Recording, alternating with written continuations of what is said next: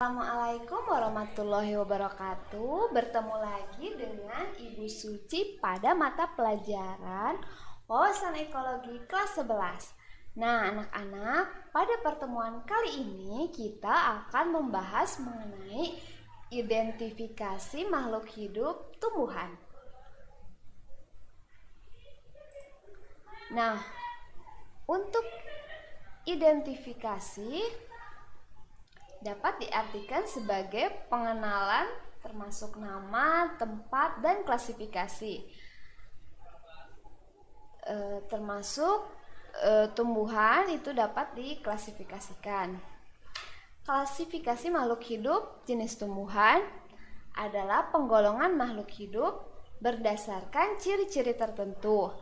Hal ini karena makhluk hidup banyak sekali macamnya. Jadi mengapa identifikasi tumbuhan itu sangat penting? Karena jenis tumbuhan itu beraneka ragam dan harus dikelompokkan menjadi suatu klasifikasi berdasarkan ciri-cirinya, kemudian berdasarkan karakteristiknya, gunanya untuk mengelompokkan jenis makhluk hidup. Nah, contoh klasifikasi berdasarkan kemampuan membuat makanan, makhluk hidup digolongkan menjadi organisme autotrof dan organisme heterotrof.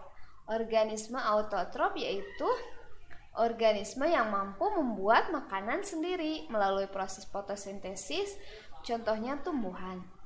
Kemudian, untuk organisme heterotrof adalah organisme yang tidak mampu membuat makanannya sendiri, yaitu hewan dan manusia.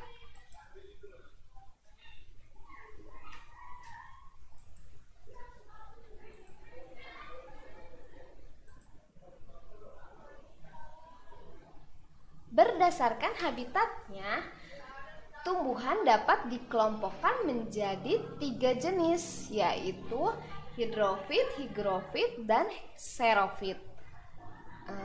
Maksudnya ini 3 jenis, baru 3 jenis yang dijelaskan ya. Untuk hidrofit itu adalah jenis tumbuhan yang hidup di air. Contohnya seperti bunga teratai dan tanaman air. Mereka memiliki kemampuan dalam hidup di daerah yang kadar airnya tinggi. Jadi susunan dan anatomi tumbuhan tersebut menyesuaikan lingkungannya sehingga dia dapat mengapung di air. Kemudian ada lagi higrofit. Higrofit merupakan tumbuhan hidup di lahan atau di tanah yang lembab. Contohnya itu lumut. Nah, lumut hidup di kondisi atau habitat yang kadarnya itu lembab. Kemudian untuk xerofit. Nah, xerofit merupakan jenis tumbuhan yang hidup di daerah kering. Contohnya kaktus. Nah, kaktus merupakan tumbuhan yang dapat hidup di daerah padang pasir. Jadi walaupun kekurangan air, dia dapat tetap hidup. Kemudian taksonomi merupakan ilmu yang mempelajari tentang penelusuran, pengenalan, pengelompokan, dan penamaan tumbuhan. Nah, jadi ada beberapa yang diurutkan, yaitu taksonomi, klasifikasi, dan identifikasi. Taksonomi ilmu tentang klasifikasi, ilmu yang mengelompokkan makhluk hidup, dan 3 identifikasi pengenalan makhluk hidup untuk dikelompokkan. Kata taksonomi diambil dari bahasa Yunani yang berarti Yunani itu bahasa Yunani tashen berarti mengelompokkan dan nomos berarti aturan. Jadi aturan tentang pengelompokan makhluk hidup. Kemudian ada lagi morfologi. Morfologi mempelajari bagian-bagian tanaman, tentang fungsi-fungsi bagian tanaman tersebut. Di samping itu ada bagian-bagian tanaman seperti batang, daun, akar, juga ada bagian sekunder, bunga, biji, buah, dan umbi. Kemudian daun.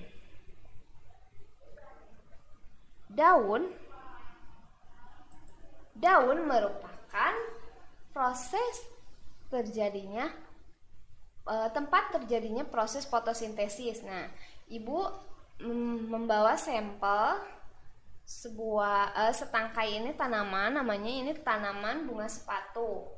Nah, kita bisa lihat dari tanaman ini kondisinya lengkap ya, ada memiliki daun, bunga, kemudian batang, dan akar. Di sini bentuk daunnya itu meruncing ya. Jadi dari sini hampir bulat telur. Bisa dilihat, ini kemudian meruncing. Oke, untuk selanjutnya. Nah, bagian-bagian daun yang lengkap antara lain daun pisang dan daun bambu. Daun yang tak lengkap itu contohnya hanya terdiri atas tangkai dan daun helai saja. Kalau daun yang lengkap itu punya pelepah, punya tangkai dan helai daun. Nah, kalau ini jenis bunga sepatu itu termasuk daun yang tak lengkap kalau nama istilah morfologinya. Kenapa daun tidak lengkap? Karena dalam daun ini atau bagian daun ini hanya memiliki tangkai dan helaian daun saja, tidak ada pelepahnya. Oke, untuk selanjutnya. Nah, bentuk daun itu seperti yang tadi Ibu katakan beraneka ragam. Jadi permukaannya itu ada yang licin, ada yang kasar. Nah, kalau ini biasa ya, tidak licin dan tidak kasar, tetapi ujung atau pinggir-pinggir daun ini bergerigi. Nah, kemudian setiap daun juga memiliki ketebalan yang berbeda-beda. Oke, selanjutnya morfologi daun dibagi menjadi 3, yaitu ada yang berdasarkan tepi daun, ada yang rata, ada yang bergerigi, dan berdasarkan jumlah anak daun dalam satu tangkai, dan juga berdasarkan tulangan daun. Nah, tulangan daun itu yang seperti ini ya, urat-urat yang ada dalam daun. Ya, jadi terlihat bentuk urat-urat daunnya. Nah, seperti itu. Kemudian, nah di